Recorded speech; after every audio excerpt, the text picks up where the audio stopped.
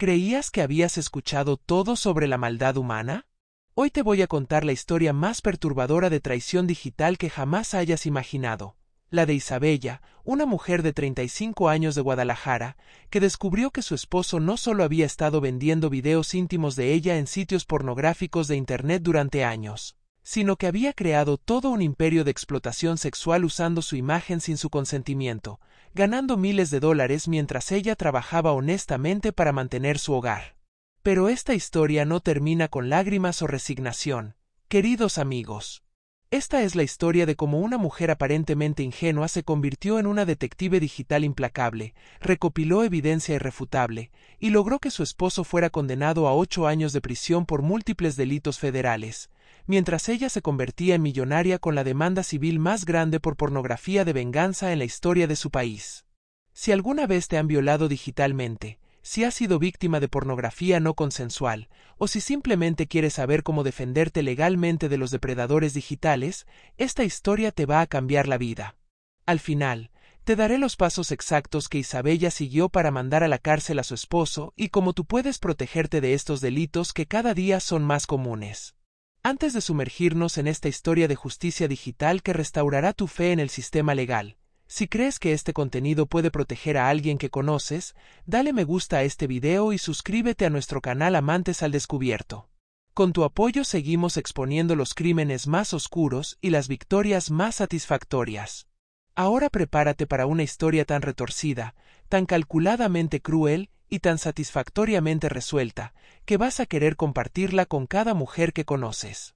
Todo comenzó con una llamada telefónica que cambiaría para siempre la vida de Isabella.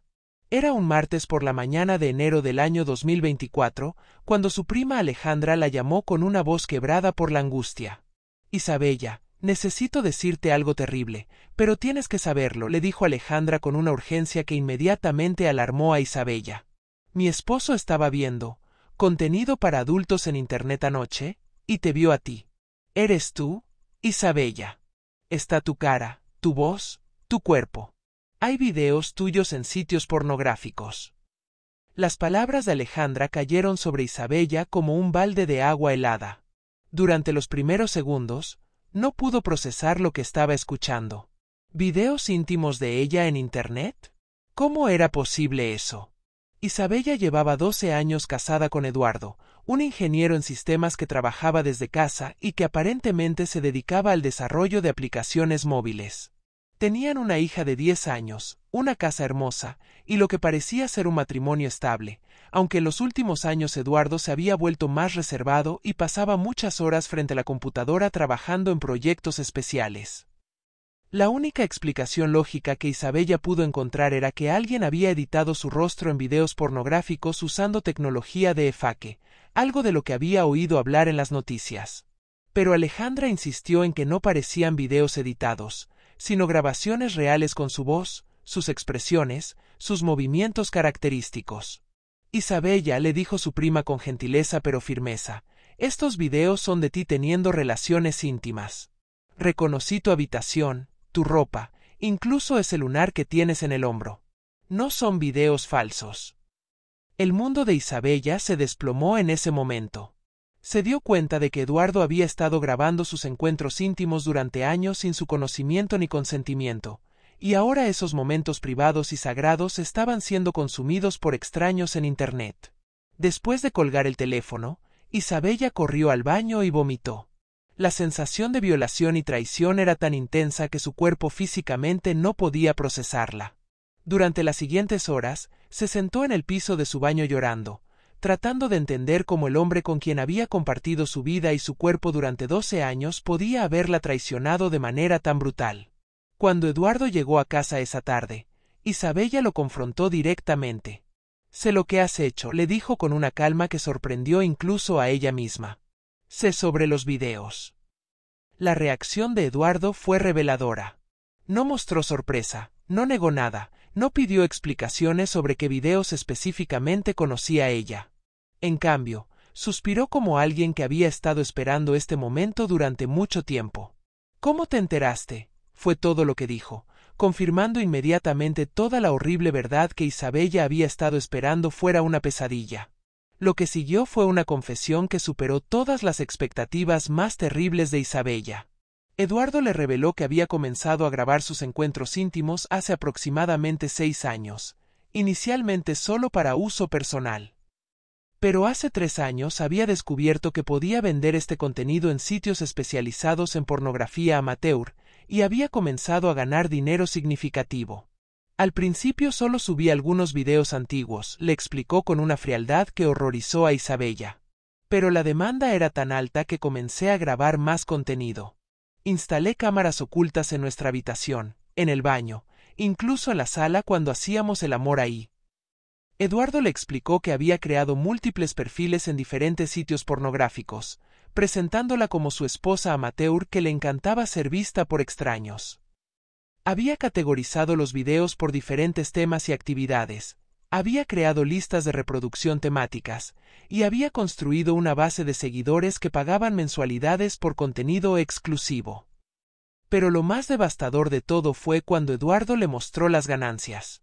En 3 años, había generado más de $200,000 vendiendo videos íntimos de Isabella. Dinero que había estado desviando hacia cuentas bancarias secretas mientras Isabella trabajaba como maestra y contribuía honestamente al presupuesto familiar. ¿Por qué? Fue lo único que Isabella pudo preguntar entre lágrimas. ¿Por qué me hiciste esto? La respuesta de Eduardo fue aún más cruel que el crimen mismo. Porque podía. Porque eres hermosa y los hombres están dispuestos a pagar mucho dinero por verte. Porque era fácil y lucrativo. Y porque sabía que nunca te darías cuenta. Esa noche, Isabella no durmió. Se quedó despierta toda la noche investigando en Internet, tratando de encontrar los videos de ella que estaban circulando. Lo que descubrió fue aún peor de lo que había imaginado. No eran solo algunos videos aislados, había cientos de ellos distribuidos en docenas de sitios diferentes. Eduardo había sido meticuloso en su explotación. Había grabado prácticamente cada encuentro íntimo que habían tenido durante años. Había videos de ella durmiendo desnuda, vistiéndose, duchándose, en momentos de máxima vulnerabilidad e intimidad que nunca había consentido compartir con nadie. Los comentarios en los videos fueron quizás lo más humillante. Miles de extraños habían visto su cuerpo, habían hecho comentarios sexuales sobre ella, habían expresado fantasías sobre lo que querían hacerle. Su intimidad más sagrada había sido convertida en entretenimiento para las masas, y ella ni siquiera había sabido qué estaba sucediendo. Pero mientras Isabella lloraba en silencio esa primera noche, algo comenzó a cambiar dentro de ella. La tristeza y la humillación comenzaron a transformarse en una ira fría y calculada. Eduardo había cometido un error fatal, había subestimado completamente a la mujer que había estado explotando durante años. Isabella era maestra de preparatoria, tenía una maestría en educación y había desarrollado habilidades de investigación y organización que no había reconocido en sí misma hasta ese momento. Decidió que no iba a ser víctima de esta situación, iba a ser la arquitecta de la justicia más completa que Eduardo jamás había imaginado. Lo primero que hizo Isabella fue contactar a un abogado especializado en delitos cibernéticos y pornografía no consensual.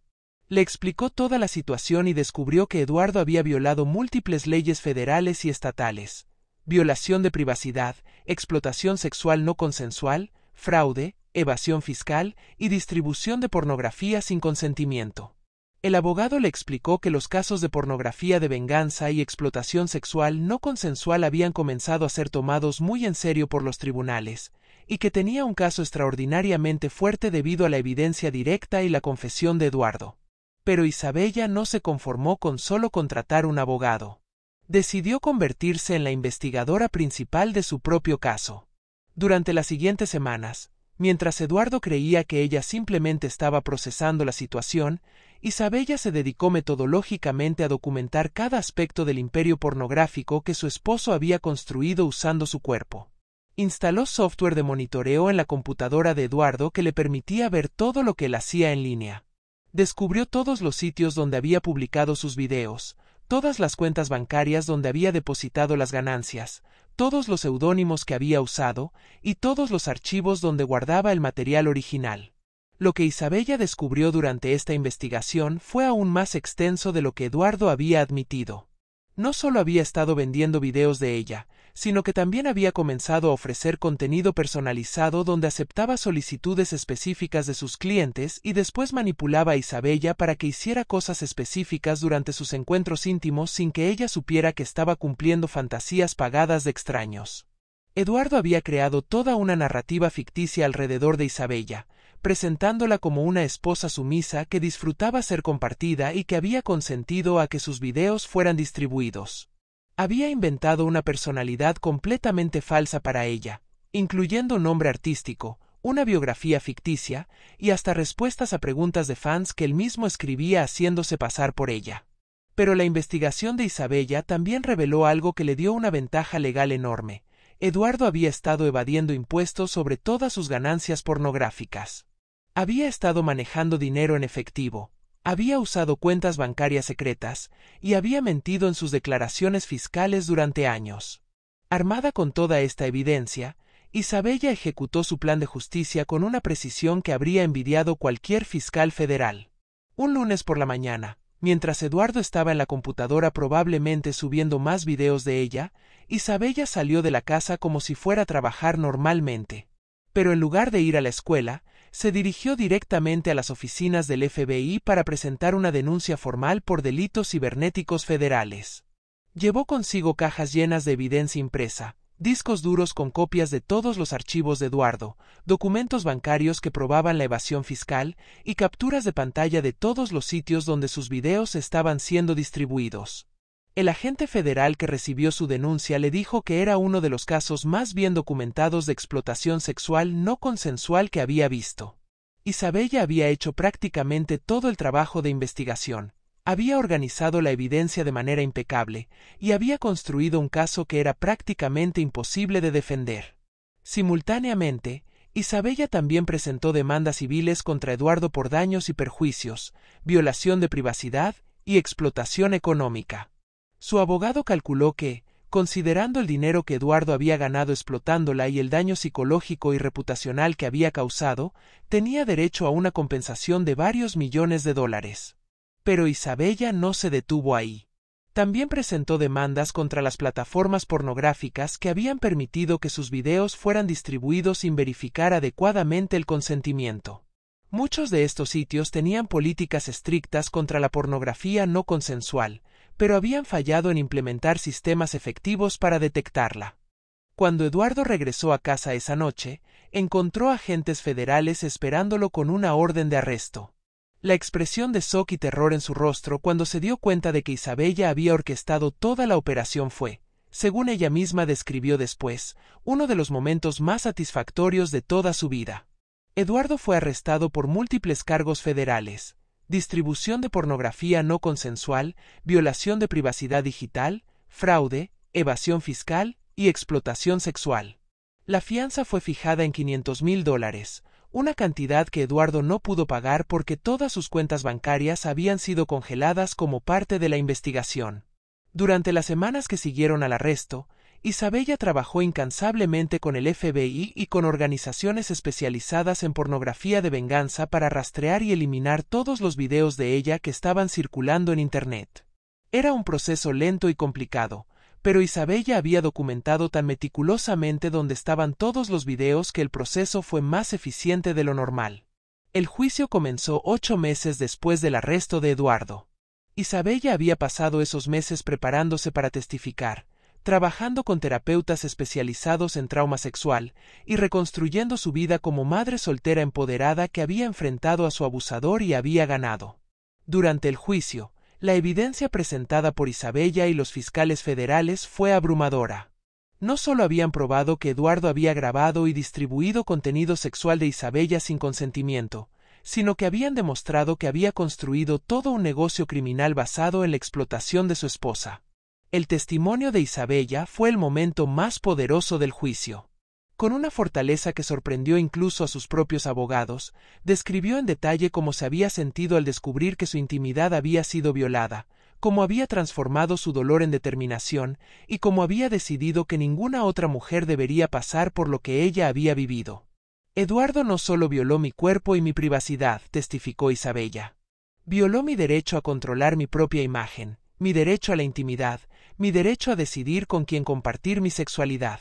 Convirtió los momentos más sagrados de nuestra relación en productos comerciales para el consumo de extraños. Pero más que eso, me enseñó que tengo una fuerza que nunca supe que poseía. La defensa de Eduardo intentó argumentar que el matrimonio le daba ciertos derechos sobre el contenido íntimo, pero esta línea de defensa fue rápidamente desmantelada por los fiscales y rechazada por el juez. El matrimonio no otorga consentimiento automático para la distribución comercial de contenido íntimo, especialmente cuando está grabado en secreto. Después de apenas 4 horas de deliberación, el jurado encontró a Eduardo culpable de todos los cargos. El juez lo sentenció a 8 años de prisión federal, followed por 3 años de libertad condicional supervisada. También fue obligado a pagar multas de $250,000 y a entregar todas las ganancias de su negocio pornográfico a Isabella. Pero la verdadera victoria de Isabella fue el precedente legal que su caso estableció. Su juicio se convirtió en uno de los casos más citados en la jurisprudencia sobre pornografía no consensual, y ayudó a fortalecer las leyes que protegen a las víctimas de explotación sexual digital. La demanda civil de Isabella también fue exitosa. Los tribunales le otorgaron una compensación de $3 millones por daños punitivos, dolor y sufrimiento, y pérdida de privacidad. Varias de las plataformas pornográficas también acordaron arreglos financieros significativos para evitar juicios largos y publicidad negativa. Un año después del arresto de Eduardo, Isabella había reconstruido completamente su vida. Había usado parte del dinero de la demanda para comprar una casa hermosa donde vivía con su hija. Había establecido una fundación para ayudar a otras víctimas de pornografía de venganza, y había comenzado a dar conferencias sobre seguridad digital y derechos de privacidad. Su hija, aunque inicialmente confundida por toda la situación, eventualmente se sintió orgullosa del coraje que su madre había demostrado. Isabella había logrado convertir una de las experiencias más humillantes y violentas de su vida en una plataforma para ayudar a otras mujeres y para fortalecer las leyes que las protegen. Eduardo, mientras tanto, enfrentó las consecuencias completas de sus acciones. En prisión, fue clasificado como un delincuente sexual, lo que significaba mayor supervisión y menos privilegios. Su carrera profesional fue destruida, su reputación arruinada, y sus posibilidades de reintegrarse exitosamente a la sociedad severamente limitadas. La historia de Isabella nos enseña lecciones fundamentales sobre la explotación sexual digital y cómo defenderse de ella. Primero, que la pornografía no consensual es un delito grave con consecuencias legales severas, no importa la relación que tengas con el perpetrador. Segundo, que documentar evidencia meticulosamente es crucial para construir un caso legal fuerte. Isabella no habría logrado la condena sin la investigación exhaustiva que realizó. Tercero, que las víctimas de explotación sexual digital tienen más poder y recursos legales de los que a menudo creen. Las leyes han evolucionado significativamente para proteger a las víctimas de estos delitos. Cuarto, que buscar ayuda profesional tanto legal como psicológica es esencial para navegar estas situaciones complejas y traumáticas. Y finalmente, que es posible no solo sobrevivir a la explotación sexual digital, sino prosperar después de ella.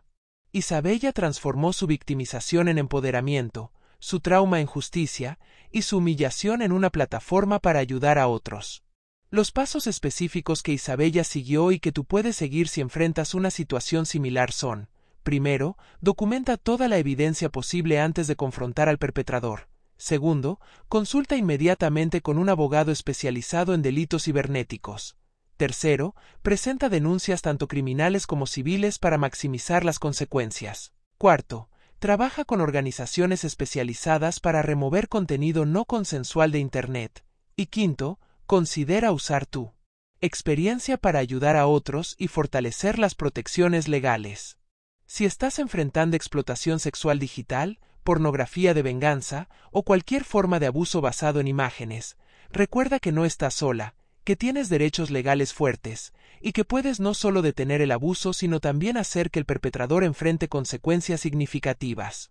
La tecnología que permite estos crímenes también proporciona herramientas poderosas para documentar evidencia y construir casos legales sólidos. Los mismos sistemas digitales que facilitan la explotación pueden ser usados para exponer y castigar a los explotadores. Y recuerda que buscar justicia no es venganza, es protección. Cada perpetrador que enfrenta consecuencias legales es un mensaje para otros potenciales abusadores de que estos crímenes son tomados en serio y castigados severamente.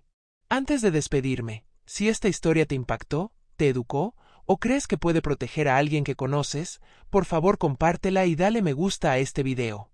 Suscríbete a nuestro canal Amantes al Descubierto para más historias que no solo entretienen, sino que proporcionan herramientas reales para enfrentar la injusticia y reclamar tu poder.